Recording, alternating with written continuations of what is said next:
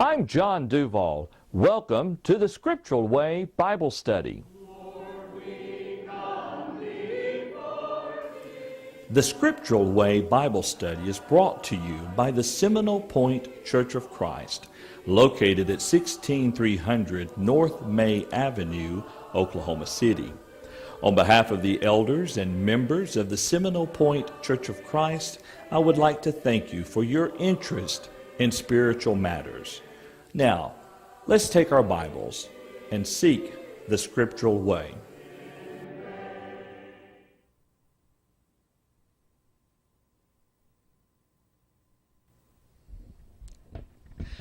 Good evening. I'm John Duval. And I'm Dale Decker. And I'm John Hall. This is a Scriptural Way Bible Study. Welcome to our study. We'd like to thank you for taking the time out of your busy schedule to join us for this time period of studying the Word of God. Dale, how are you doing today, sir? I'm doing just wonderful. That's good to hear. Did your day go well? Well, it went pretty well. Did a little shopping for the church and everything and spent some money. Okay, that's always good. Yeah. Keeps the economy going, they say. Took our dolly in here, and it's got a flat tire now. Ah, okay. John, how are you doing? Doing well, thank you. Very good, very good. We'd like to thank you again for joining us for this study. We are currently studying through this subject of marriage and the home, looking at what the Bible has to say. What is the scriptural way regarding marriage and the home? You know, last week, gentlemen, we began lesson number 2, looking at spiritual leadership within the home. Spiritual leadership within the home.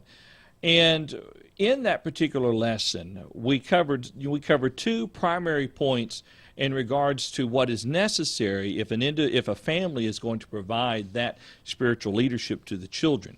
The first thing that we showed is there had to be an absolute resolve within the parents of the family for the family to serve the Lord. There had to be an absolute resolve for them to serve the Lord. And I think far too often there are too many people who do not resolve themselves to serve the Lord. And, you know, if you don't resolve yourself to serve the Lord, you're definitely not going to teach your children to serve the Lord. And that was the second thing we looked at, teaching our children about the Word of God. And so many important subjects.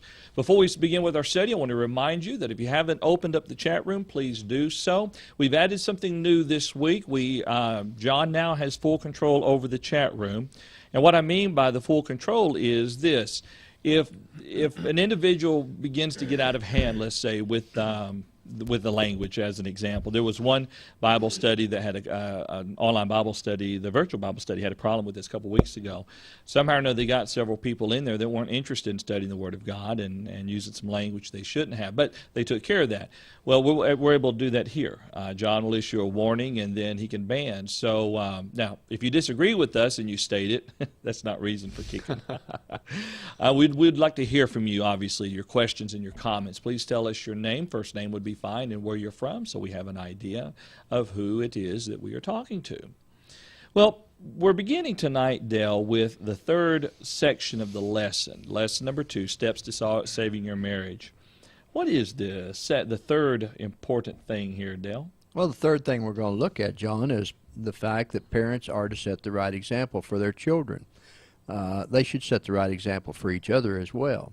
Okay. And the main reason, because your children are going to see how you live, they're going to see the way you live, and the wife is going to see the way the husband lives, and the husband's going to see the way the wife lives. Exactly. Matter of fact, last week we talked some about examples in the course of the discussion. The chat room had several good examples.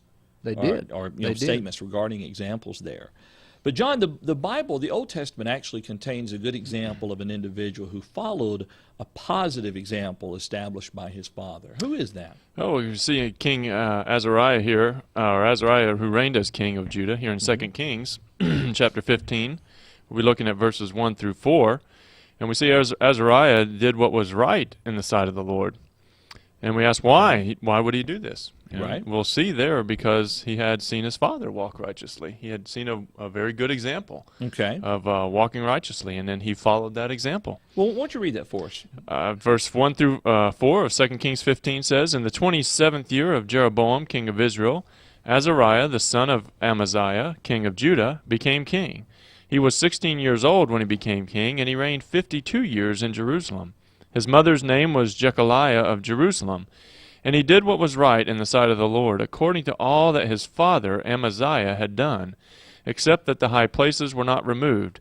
The people still sacrificed and burned incense on the high places. I think that's a good example. It's not, Dell, you look at that, it's not an example of total, complete obedience, because there were some high places that still remained there. But as what it says, though, that Azariah, the son of Amaziah, he did as his father had done. He did what was right in the sight of God. I think you see both sides of that as well, though, as far as following the example. Because apparently these high places had already existed. Right. As he says, they still existed. They had not been done away with. So he followed him in what he had done right, but he also followed him in the same way that the things that maybe he should have done that he didn't do. That's a very good point. Any thoughts, Dale? No, I agree with exactly what John just said here. A father can do some good things, but he can also do some bad things, and the son and the daughter is going to do exactly what they saw the father do. We saw that in the book of Daniel this morning when we were studying.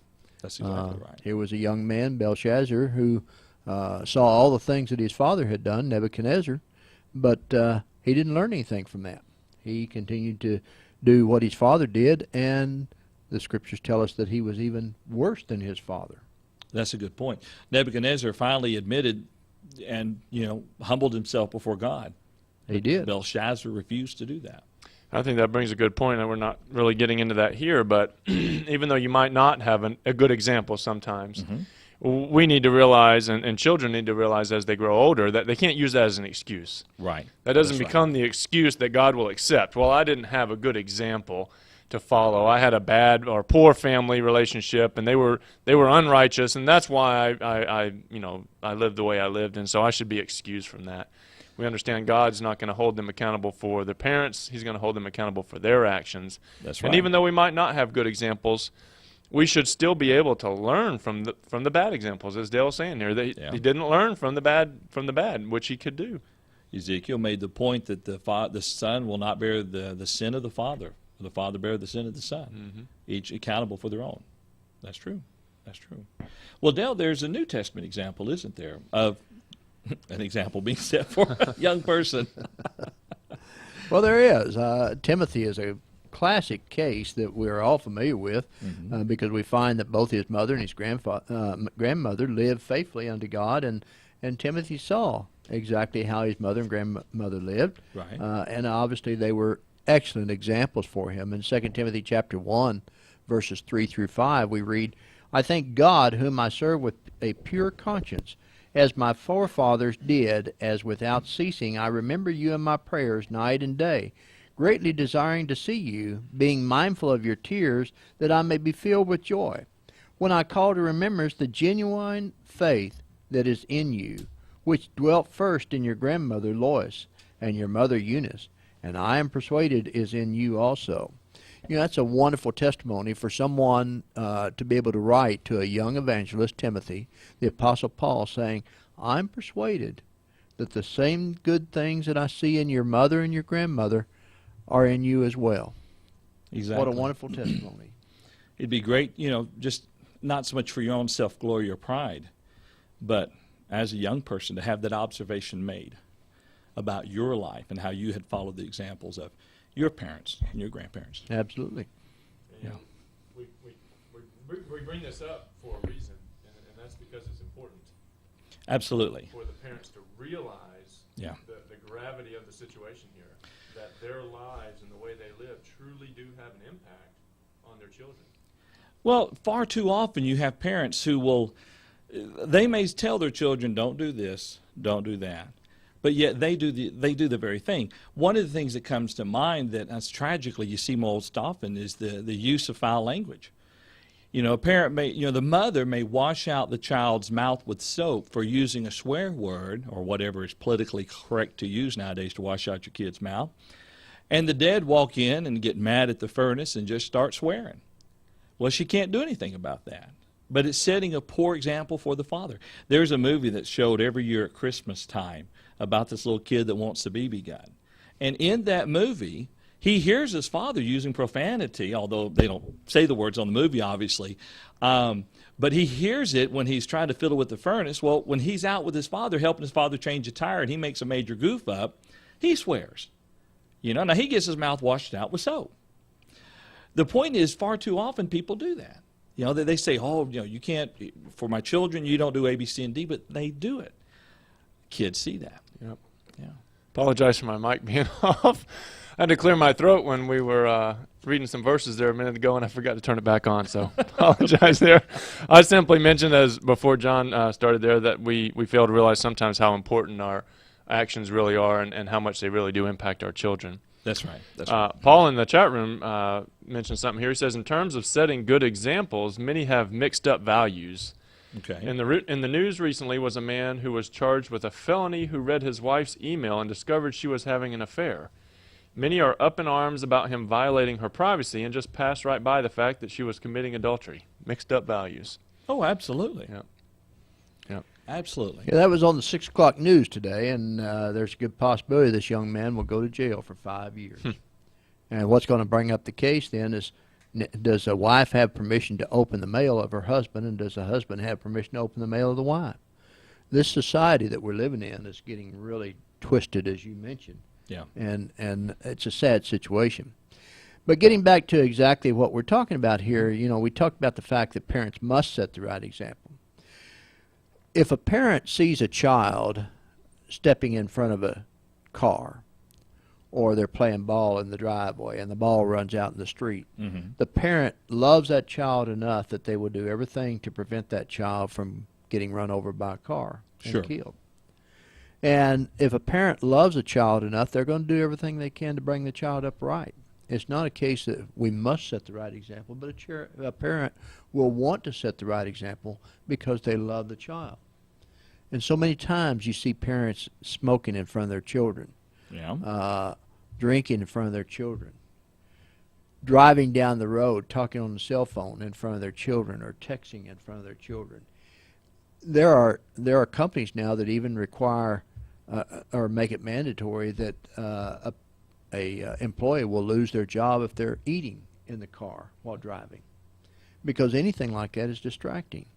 And the children see those things. Anything that distracts the child from following God is a lack of love by the parent. Well, that's what we're talking about. Exactly right. It's the necessity of maintaining a proper foundation. That foundation that for your children's lives to be built upon. And no matter what people may say, your children will do what you do. There'll be a few rare instances where the children will do something despite what you've done. And we've talked about that before. It's sad to have your child obey the gospel despite their raising. I mean, it's good for the child, but the point is, it's sad they had to come up under such a raising. There are also instances where we raise our children right, but they choose to walk another way. But the majority of the time, they follow our examples, good or bad. Right. Yeah. I think a lot of times, it goes back to, as the Bible talks about our love for Jesus. When he says, if you love me, keep my commandments. He gives that qualifier there about our love. And I think people too often say they love their children, but don't take the time to consider what that means. Yeah. Don't really stop and say, well, I say I love my children. That means I'm going to do this. Right. I'm going to set the right example. I'm going to strive to bring them up properly. I'm going to try to do everything I can to make sure that they're raised up in a way where they have some sense and where they have a spiritual backing, where they can withstand the evils and the temptations that are going to come to them, whether in high school or especially as soon as they leave the house. And they get off on their own, and they find themselves in situations that they weren't in before when they had parents around to keep them safe and control their where they go and what they do. Now they're out on their own, and they can find themselves quickly in a situation where if they weren't raised up with the right example, they have a big difficulty in making that right choice. And so the parents, unfortunately, so many times neglect to stop and consider, what does that really mean for my relationship with my children when I say I love them? Right. Just like so many people don't consider what does it mean to our spiritual relationship with God when we say we love him. Yeah. I think it's a very good point. Very, very good point. And Paul mentioned in the chat room, I think we all probably had this running through the back of our minds. I'm sure everybody's heard this before, maybe. Hopefully we haven't said this. Right. But do as I say, not as I do. He says that's neither scriptural nor effective. Yeah, that's right. That's exactly right. Well, let's give some thought on to the maintaining a proper foundation within the home. There are some very specific Bible teachings that we must observe within our homes if we are going to be setting the right example for our children. One of the first things we need to talk about, and I'm afraid this may be one of the first areas where some Christians slack off in, and that is in the area of Christians must be assembling with the saints as much as possible. Now someone says, why? Why is it so important that we assemble with the saints as much as possible? Well, it's for learning. It's for edification. Sorry about that. It's for love and for admonition. And if necessary, it's even for rebuke, for correction, for going into our lives and straightening us out during those times where we fail. Let's look at a couple Bible passages regarding this. We're going to begin with Hebrews chapter 10. And Dale, would you read for us there in Hebrews chapter 10? We're going to be looking at verses 24 and 25 for a moment. Well, I'll be glad to do that. And I do think that it's very important to read verse 24 along with verse 25 because Absolutely. the Hebrew writer says, "And let us consider one another in order to stir up love and good works." And then he goes on to say, "Not forsaking the assembling of ourselves together as is the manner of some, but exhorting one another, and so much the more as you see the day approaching." So the idea is that we come together not just because because the commandment is there that we assemble together, but we come together to be an encouragement to each other, to admonish one another, to show genuine love towards each other, and to be a good example towards each other so that we can all look forward to that day that our Savior comes once again. We're trying to get to heaven together. Mm-hmm. And the only way we can do that is when we assemble together to be an encouragement to each other. As a result, we do the same thing with our children. I know of situations where children have been baptized, but they weren't properly taught to begin with. In one situation, I know a child was baptized by his grandfather. The parents don't bring the child to worship service. The child wasn't going to worship service on a regular basis before he was baptized. And so nothing was done to properly teach this individual and instruct them of why you assemble together. And so my question is the person genuinely converted? That's a very good question. And a very good point to be made with that. As a matter of fact, we got a few other points we want to make on this, another passage to look at here in just a moment. But it's time for our first break. What I'd like for you to do, if you haven't already done so, there is a link to the right of the video window that should grab the second lesson.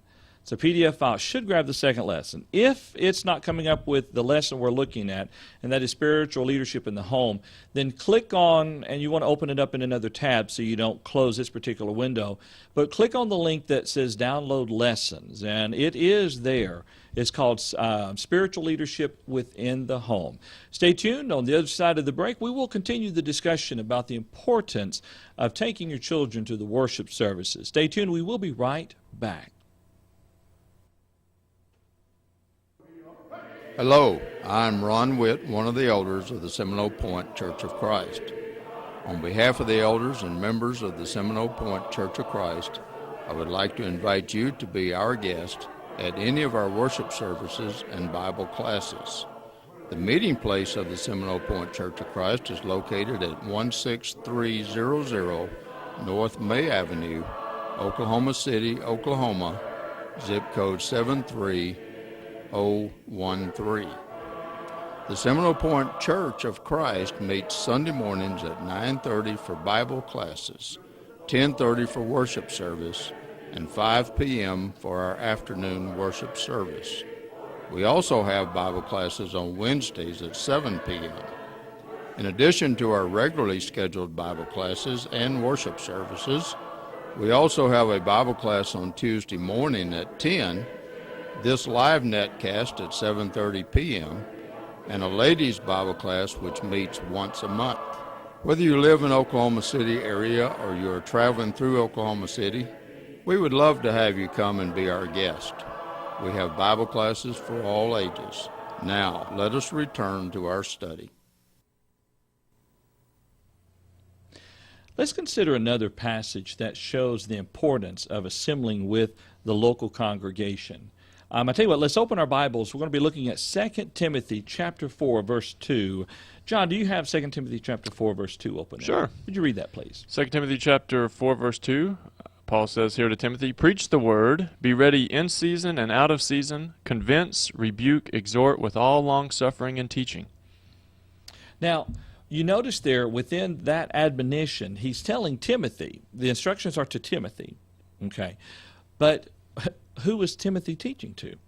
Who is Timothy preaching to?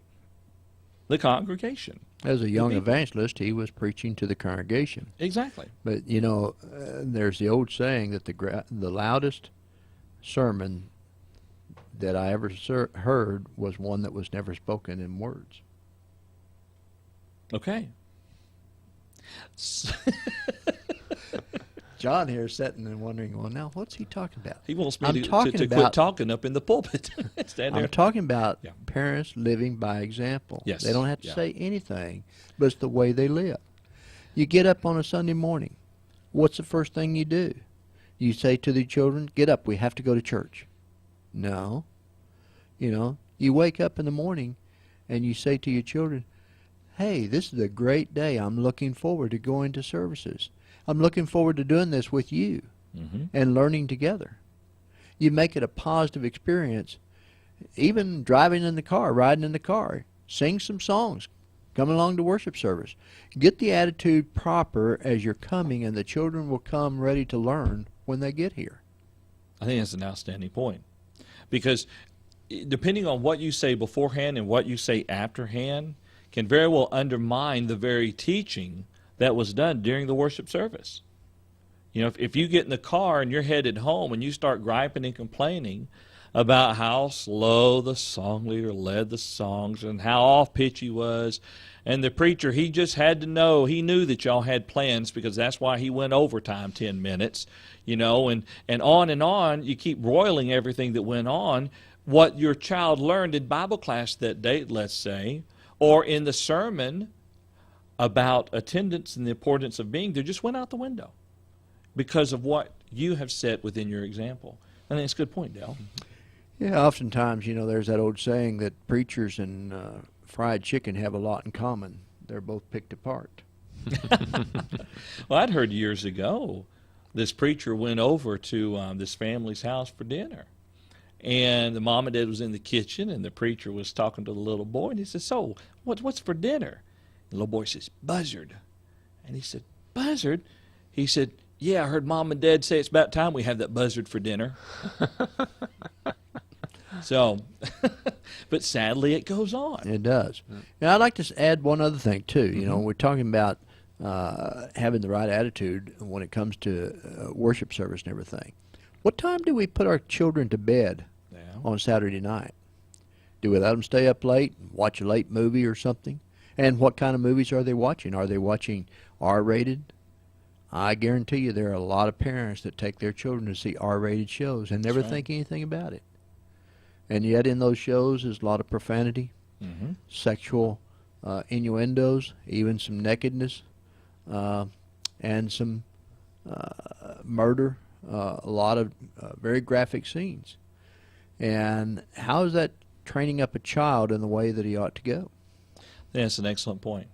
It's much more than simply going to services. It's preparation, it's attitude, it's what you say, how you say it, the manner that you teach your children. You know, everybody should look forward to the first day of the week. As David said, I was glad when they said, let us go to the house of the Lord. And that should be our attitude as well. John? Yeah, I was going to say in 2 Timothy 4, before I go to the chat room here, I like what follows there, verse 2, after he talks about being ready to preach and exhort in season and out of season. And then verse 3, he goes 3 and 4 and tells why it's so important to be ready to do this. He says, for the time will come when they will not endure sound doctrine, But according to their own desires, because of their itching ears, they will heap up for themselves teachers, and they will turn their ears away from the truth and be turned aside to fables. Yep. If this is true of a congregation of God's people, it would definitely be true for the family. Yeah. If you're teaching your children and you're striving to preach and exhort and rebuke them, why are you doing that? Well, because there's going to be a time where they're going to come to across people who are going to completely contradict everything you've said. Yeah.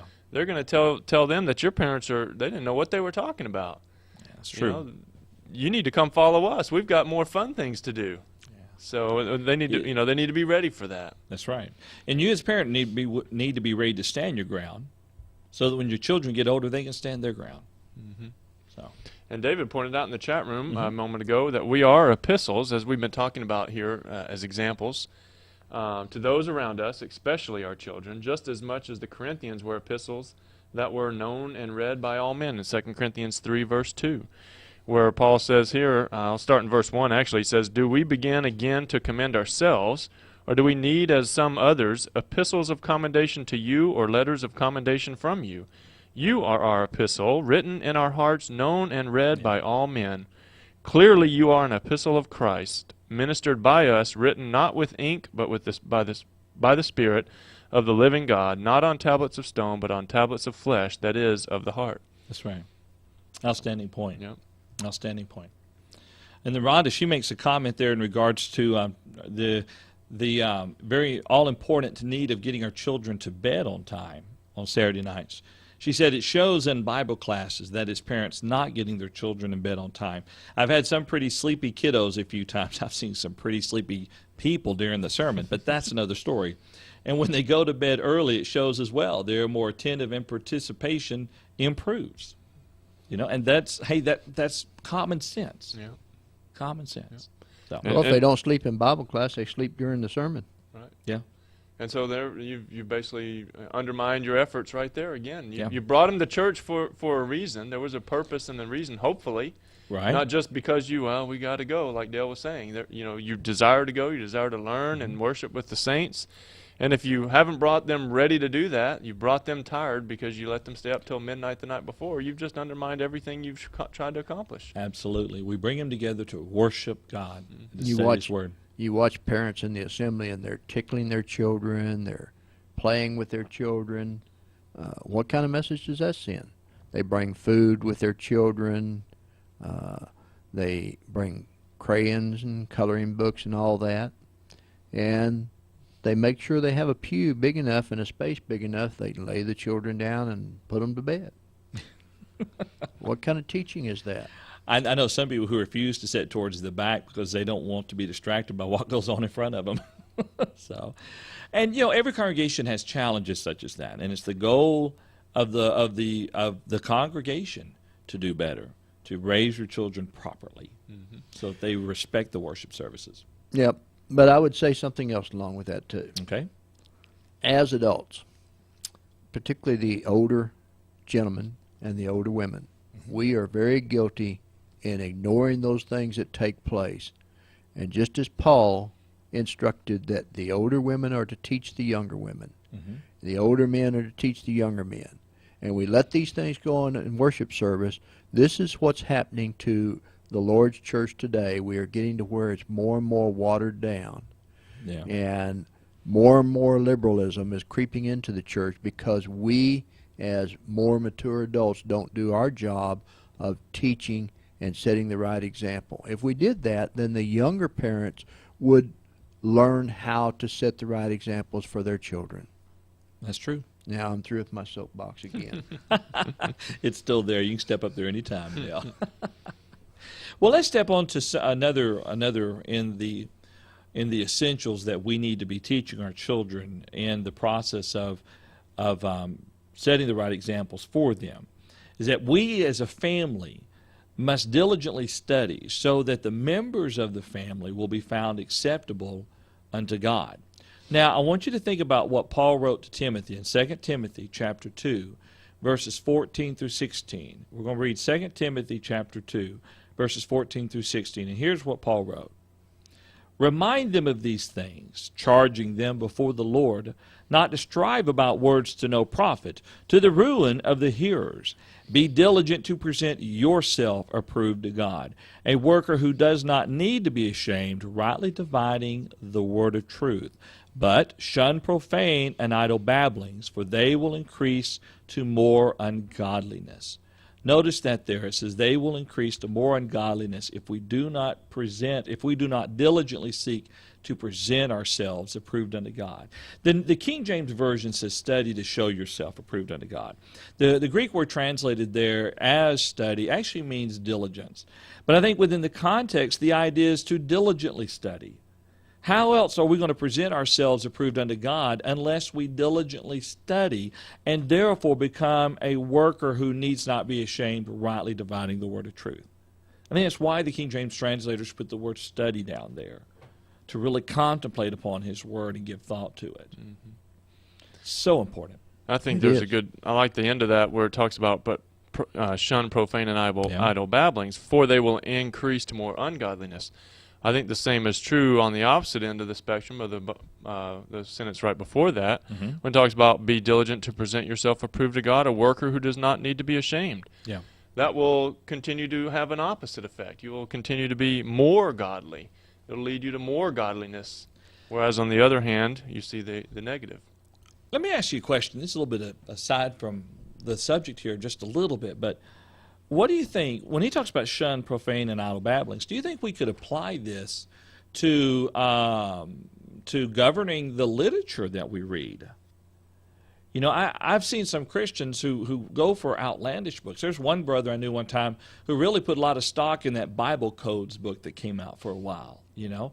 And others kind of delve into the Da Vinci Code and all those other books out there. And even some that take a train through, that incorporates theistic evolution, you know, and they find books like that. You know, I would suggest that when he says shun profane and idle babblings, that's going to include the pleasure reading that takes us into doctrinal differences with the Word of God. Now, a preacher may have a book so he can research it, like I've got a Book of Mormon, so I could read through it and see what are the errors and the flaws that they teach, okay? But imagine someone saying, I just want to expand my knowledge, so I'm going to read the Book of Mormon. And when they're done, they say, you know, that's not a bad book. It's got some good points in there. You know, I think what we should do is in the process of studying with our children, make sure that we don't bring in idle babblings mm-hmm. and things and such like that. Yep. I agree. I mean, I think it would necessarily have to go with that because, the verses before that talk about studying. Exactly. You know, so it's focusing on what are we studying? The right. Word of God. You know, focus your efforts on that and avoid these profane and idle babblings. These about the Greek gods, maybe as you talk about mm-hmm. today, or even in years past, and those types of things that people get. They may not believe them at first, but they almost find it interesting to think, what if that were true? And maybe some of that could be, and so it leads you away a little bit. Slowly, and then you begin advocating it. Yeah. I mean, I think it's a good point. Yeah. Good point. Any thoughts, Dale? Nope, I agree with what you're saying. All righty. Well, let's step on to the third important thing that we're looking at here in regards to setting the right example. And that is this: the family must not subject themselves to evil and wicked influences. And this is so important because, like you were talking about this a while ago, far too often it's easy to open up the door and not govern what takes place and just say, well, the kids, they can handle it. They'll get over it. It's not going to influence them. But it does. It does. Let's look at a couple passages here, John. If you would, go ahead and read Psalms 101, verses 2 through 4. And as John reads this, follow along on your screens there. Listen and notice very carefully to what David has to say here about this. Right. Psalms 101, verse 2. I will behave wisely in a perfect way. Oh, when will you come to me? I will walk within my house with a perfect heart. I will set nothing wicked before my eyes. I hate the work of those who fall away. It shall not cling to me. A perverse heart shall depart from me. I will not know wickedness. Now, if you didn't see any verses on your screen, you weren't imagining. We have a little glitch in our system, and we thought let me tell you this. I had this thing on all day today, and I had the computer sending the signal through the mixer just like it does when we do the verses. Not one blink.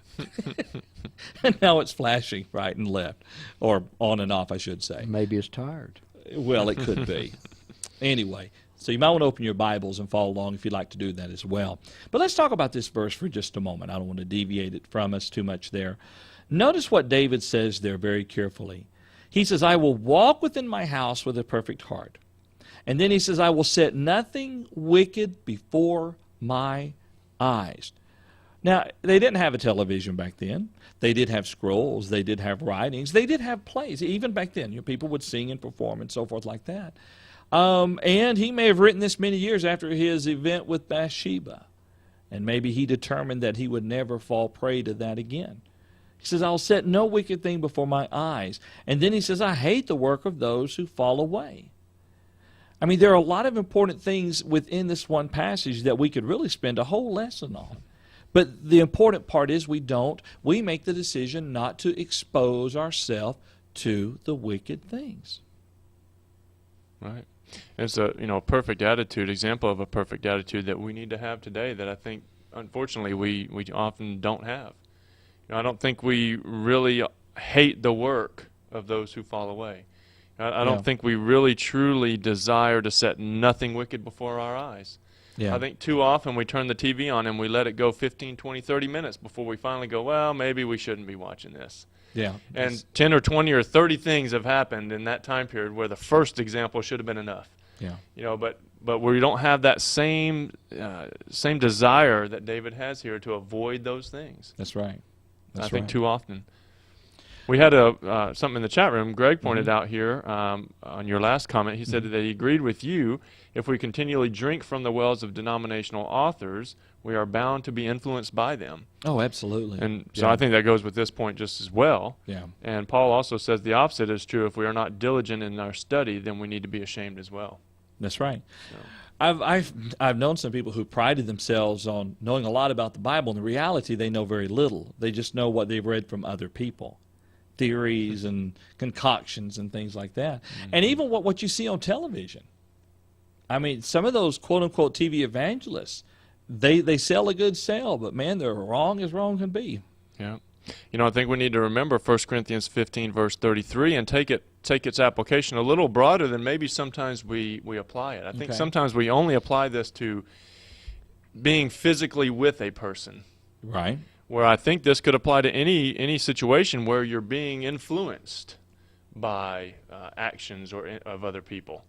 And where it says here, do not be deceived, evil company corrupts good habits. Yeah. If you're keeping company with that TV tube with shows that you shouldn't be watching, again, I think that can also corrupt those good habits just as much as being in the presence of someone who may be prone to those things.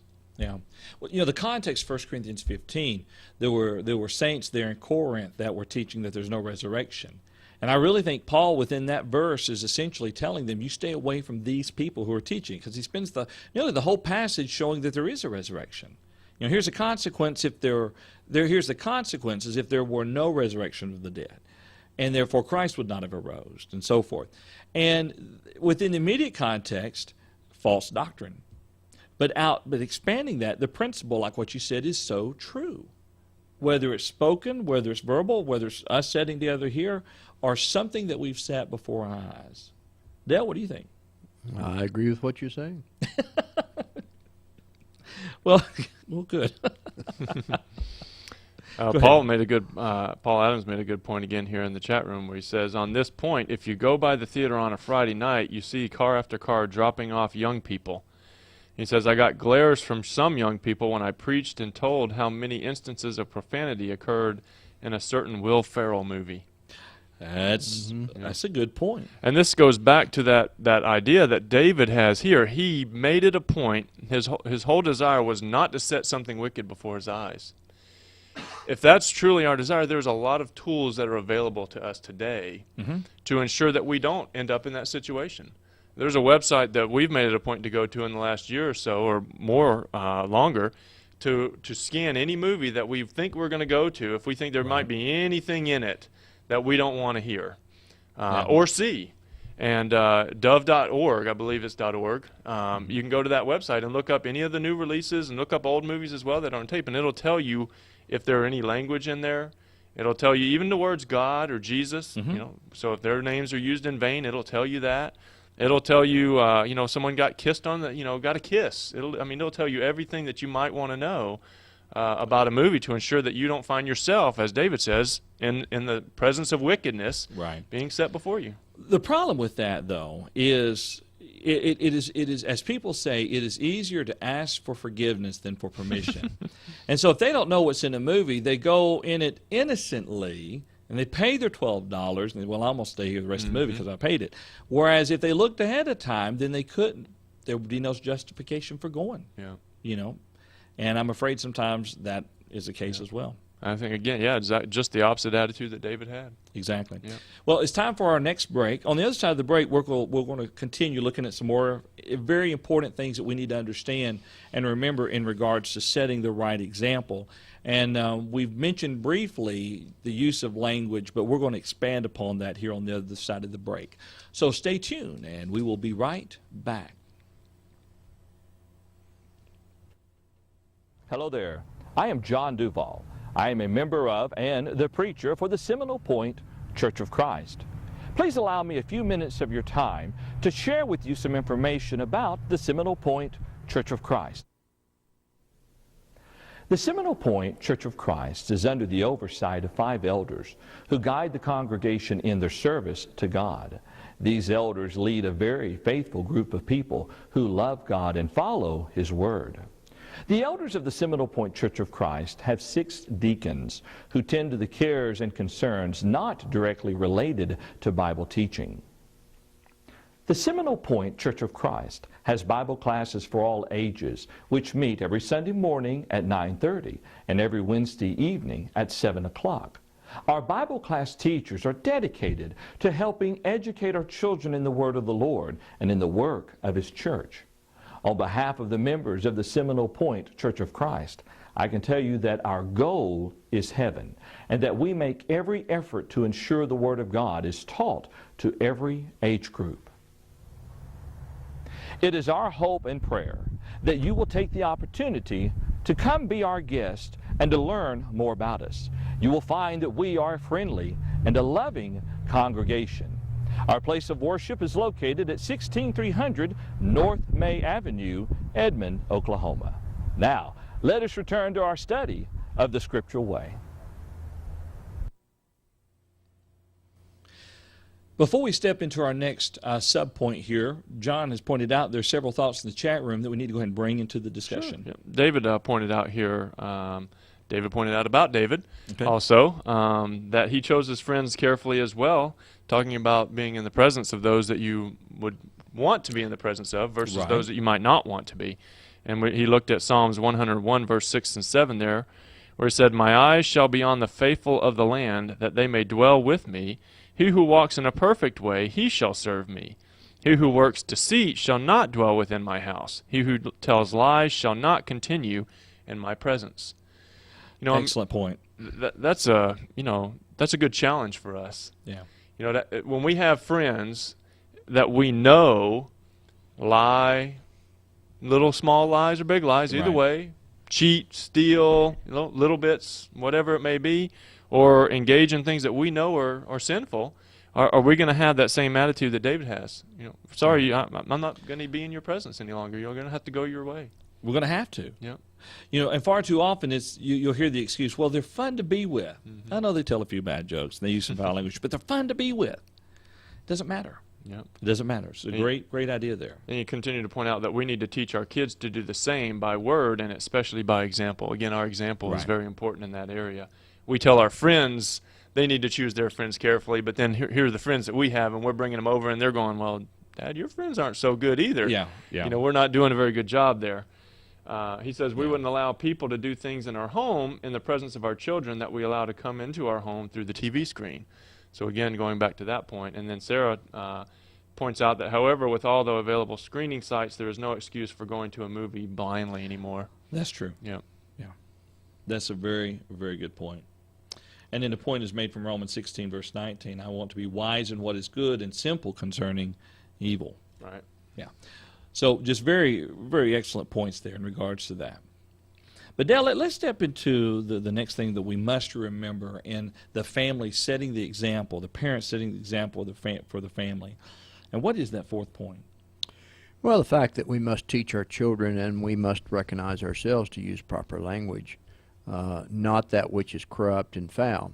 Okay. Ephesians, the 4th chapter, verses 29 and 30 is a good place to go when the Apostle Paul told the church at Ephesus. He said, "Let no corrupt word proceed out of your mouth, but what is good for necessary edification, that it may impart grace to the hearers. And do not grieve the Holy Spirit of God, by whom you were sealed for the day of redemption." You know, you think about this and everything, we understand what four-letter words are. Right. But ironically, we use four-letter words every day and don't give any thought about it. And we allow our children to do it. We'll use things such as the word darn, or dagnabbit, or dadgummit, and words like that. You might as well say the curse word, because that's exactly what you're doing anyway. So why use those vain words? Why not do what Paul said here to the church at Ephesus, and only use things that are good for necessary edification? Well, I think that's a very good point. You know, especially when you talk about euphemisms, there are some words that it is so unmistakable. They are clearly a substitute for another. You know, and now here's the thing: it may not be your thought or your intent to say, well, I don't want to say this, so I'm going to go ahead and say this. Maybe that's not your thought at all, but your children still hear that. The simple word shoot, when misheard by somebody, sounds like something completely different. But yet, and they think, wow, you swore. Well, no, I didn't. Yes, you did. And you're not going to convince them otherwise. And when we try to substitute one sin, something for a sin, then that substitution becomes a sin as well, because we're simply substituting something, and it sets the bad example, a bad example, horrible for our children. John, let's look at Colossians. Colossians 3, verses 8 through 10. Paul tells the Colossian brethren here, "But now you yourselves are to put off all these: anger, wrath, malice, blasphemy, filthy language out of your mouth. Do not lie to one another, since you have put off the old man with his deeds, and have put on the new man, who is renewed in knowledge, according to the image of him who created him." Now, notice the connection there. All right, with the first, we've got four words here. He mentions anger, wrath, malice, and blasphemy. And then he connects that with filthy language. Oftentimes, the filthy language that you hear on television, although simulated by an actor in a storyline, is driven by wrath or malice. In the real life example, real world, I should say, many instances where people swear and curse, many, if not all the swear words, stem from a heart of anger, wrath, and malice. That's the typical context that they are used in. And Paul acknowledges filthy language doesn't belong. Now, here's the thing we have to remember, and you got to take this to heart, too. When Paul says filthy language, and in a minute we're going to read, as we read a while ago, Ephesians chapter 4, corrupt language as well, he's not talking singularly about our occasional isolated swear words, okay? He's talking about language itself that is corrupt. It could be a full sentence. It could be a dirty joke, but said in such a way of using innuendos that you're not guilty of saying the actual words, but the meaning is still there. It's talking about things unfit to be talked about, saying things unfit to be said. It's a lot more than this word or that word. You know, and consider this as well. If you go to a country and your language database that you use contains some words that they find highly offensive, then as a Christian, you better not say them. Someone says, well, it's not a curse word in my country. It doesn't matter. The person you're standing next to is going to be highly offended by that. And when you say that, you're going to be offending them and setting a poor example of them. And so understand these passages are it's talking about much more than simple singular words in a language. It's context of what we're saying as well. Any thoughts?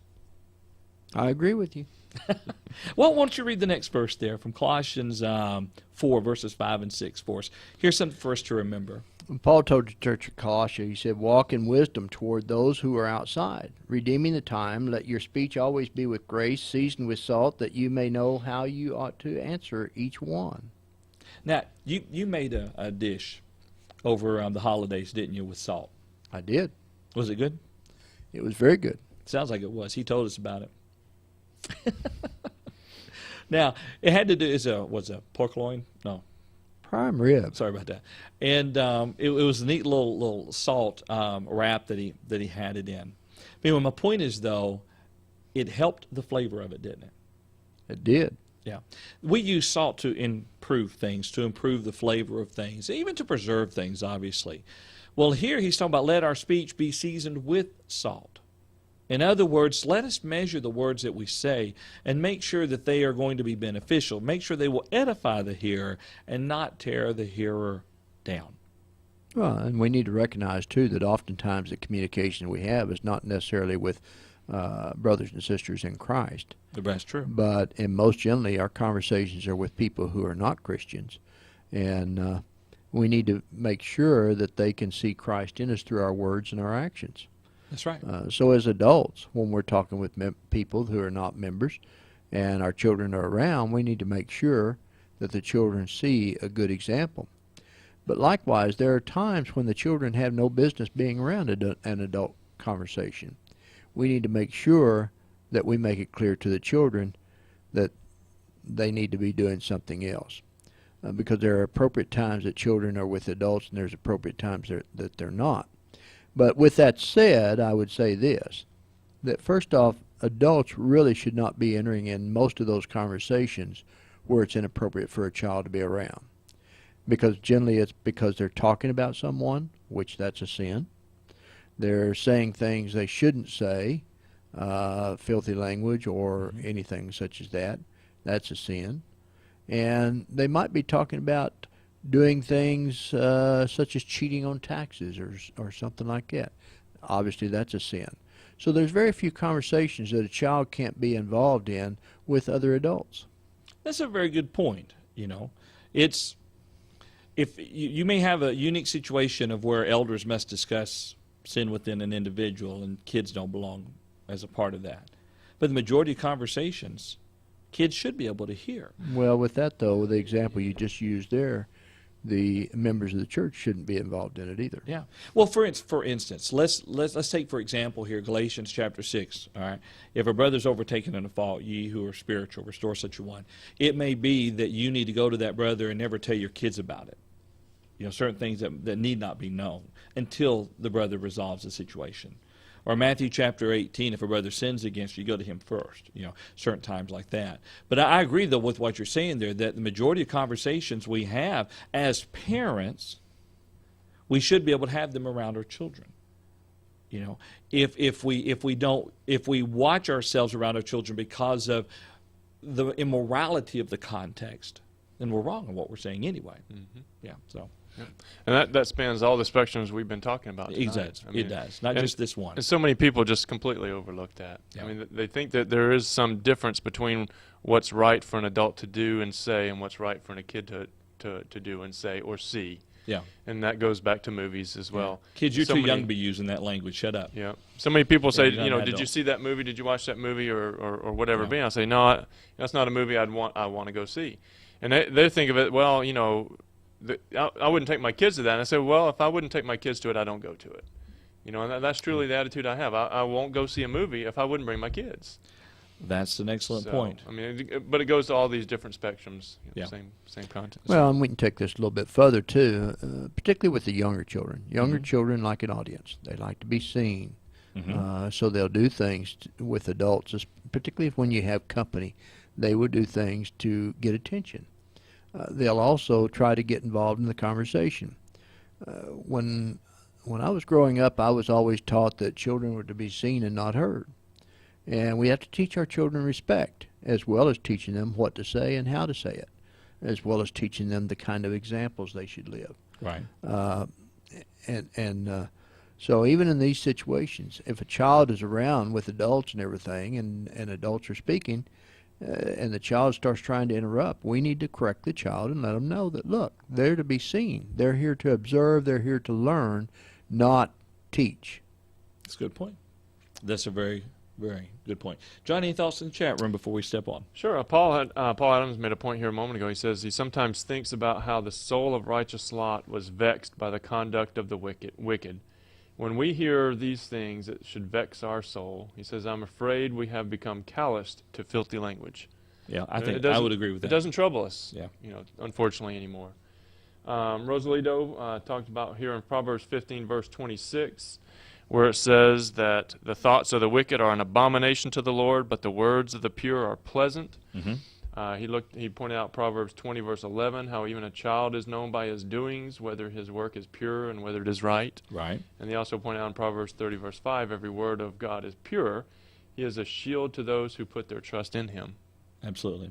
Good points. Good points with that. Well, let's cover one more important thing that as a family we must do in the course of setting the right example for our children. And then we'll pull the lesson to close tonight, continued, of course, next week. But that is this. Your family must be taught to know how to discern right from wrong. Okay, your children must learn how to discern between right and wrong. Let's consider Hebrews chapter 5. We're going to be reading verses 12 through 14. Here's what the Hebrew writer in Hebrews 5, verse 12 has to say. He says, for though by this time you ought to be teachers, you need someone to teach you again the first principles of the oracles of God. And you have come to need milk and not solid food. For everyone who partakes only of milk is unskilled in the word of righteousness, for he is a babe. But solid food belongs to those who are full age, that is, those who by reason of use have their senses exercised to discern both good and evil. Your children can know the difference between telling the truth and telling a lie. Your children can know that it's wrong to steal, but good to help others. These are lessons your children can learn. There's no excuse for a 10-year-old not knowing right from wrong. And I would dare say in the majority of situations in life. When you're 10 years old, you already know essentially what is right and wrong in the majority of situations. Now, when it comes to maybe more doctrinal issues within the church, you still got some learning to do. But when it comes to morality, you should be teaching that to your children already to be able to discern right from wrong. And unfortunately, I think too many times parents are confusing their children instead. Yeah. Which going back to what we've been talking about, Right, and back to the right. comment about do as I say, not as I do. We tell them what's right and we tell them what's wrong, and then they see us doing what we've told them is wrong. Right. And so here they are, like you say, especially as younger children, they get very confused. Yeah. And it becomes more challenging now to teach them what's right and to get them on that right path. That's right. Because we've not done the example. We've not been the example. We teach them through our words, but we also, as we've said, we teach them through our examples what's right and what's wrong and how to discern that as well. But what's important, though, from this text, and I agree with what you're saying, but we need to also remember that the method by which we do this is studying the Bible with our children. You know, there's time and place to say, look, it's because I said so. But as your kids get older, it needs to be because God says so. Mm-hmm. You know, why can't I do this? Well, God says this. You know, and God's disappointed because you told a lie. Right. You know, God's disappointed because you didn't mind me, and you're supposed to be minding me as a parent. Yep. You know? We tell them that, and then when they go out into the world with us, they see us do it. Yeah, I know. And that, Yeah. but no, on the good side, Oh, they on see the us positive. do what we've been saying. Yeah. And that backs up what we've been teaching. And so now they're no longer confused about it because we've been telling them, here's what the Word of God right. says. And when we get out in the world and the cashier gives us $5 too much change, we go, oh, I'm sorry. No, you gave me $5 too much. Yep. You know, and if it's a quarter, you gave me a quarter too much. It's not. Or you make it out of Walmart with a bag of potatoes on the bottom of your buggy and you didn't pay for it. Yeah. Turn around and take them back in. Yeah. All those little examples where we've been teaching them, and now we follow it up with our actions. Absolutely. Yep. Absolutely. Dell, any thoughts on that? No, I agree with what you said. Ron in the chat room says, pointed out that the Lord said of Abraham, I have known him in order that he may command his children and his household after him, that they keep the way of the Lord to do righteousness and justice. Genesis 18, verse 19. And he asks a good question. Can the Lord say that of us? That's a very good point. Yep. And despite what a person may deceive themselves into thinking, only the Lord and they know the truth of the situation. Yep. Yeah. Go ahead. And David mentioned here that parents also need to have the courage and the humility to admit to their children when they've done wrong and ask their children to forgive them for setting a wrong example. And that helps to clear up does. some of that confusion, some of that, do this and then they see you doing something differently. And it also helps them to understand that they can also do the same. When they fall, they can do the same. It's a hard pill to swallow, but it's a necessary pill to help your children. Yeah. To And teach then your children. Gwen? Jacob. Greg. Greg, yeah, there we go. I was trying to get the first name out there. He says, sadly, too many parents don't demonstrate any ability to discern between right and wrong. Therefore, the kids don't have much chance of doing any better. Absolutely. Yeah. That is so true. That is so true. Well, we've come to another end of our study. And we're not yet done with this lesson. There's so much more that we need to cover. But we're going to go ahead and take the pause for tonight. We'll resume it again next Tuesday. But let me say this before we close. Give careful consideration to the fact that little children are watching you. Doesn't have to be your own children. Other children are watching you. Other people are watching you. And make certain that you are doing your best to set the right, godly example for all who are around. Jesus says in the Sermon on the Mount, Matthew chapter 5, verses 14 through 16, he says, "Let your light so shine before men that they may see your good works and glorify the Father which is in heaven." That applies to the example set before your children and your example set before the world. I'd like to thank you for joining us for the study this evening. Dale, any thoughts? No, I appreciate all the comments in the chat room. I think we had some excellent comments. Most certainly. Appreciate all the participation tonight. That's exactly right. We appreciate it. It's whenever we enjoy studying the Bible, but you help the discussions to just to excel because you add your thoughts and your comments, and you're able to think about things that we haven't considered, fill in some gaps that maybe we leave open, and we really appreciate your participation in that. John, any thoughts? Just appreciate everybody's participation. Very good tonight. Lots of good comments. Yep, definitely. We'd like to thank you very much. If you have any questions or comments regarding anything that you've seen or heard, feel free to send them to us. I'm going to give you 2 email addresses. We're slowly changing to a second one, but you can send them to questions@SeminolePointCFC.org or questions@scripturalway.org. We're going to start working that address into our announcements.